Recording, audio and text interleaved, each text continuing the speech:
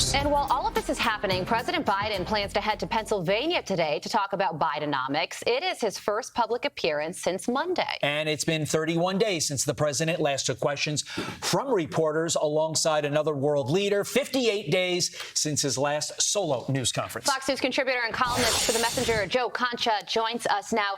Joe, good morning to you. The president has had quite a week behind the scenes. The Lloyd Austin controversy, the strike he just ordered in Yemen, and then, oh, surprise, Hunter Biden shows up on Capitol Hill. So he's going to Pennsylvania.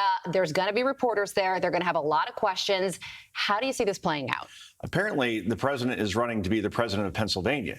He hasn't had a public appearance. He did South Carolina on Monday, Pennsylvania last Friday. It's adjacent to Delaware, so it only makes sense that he does these sort of campaign trips on Friday. Look, he hasn't taken any questions in about a month from anybody.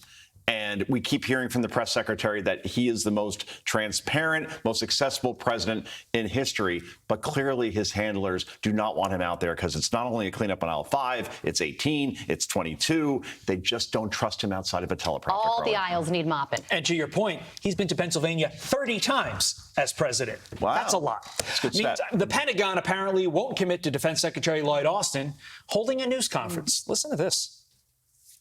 Can you commit that when he's released from the hospital, he will come answer questions here in front of us about the situation? It's great to have you here, but I think he needs to come here as well. What I will commit to do is certainly passing that request along. The secretary has, publicly acknowledged that when it comes to transparency, he's taken full responsibility and he's committed to doing better. So I will, of course, relay that.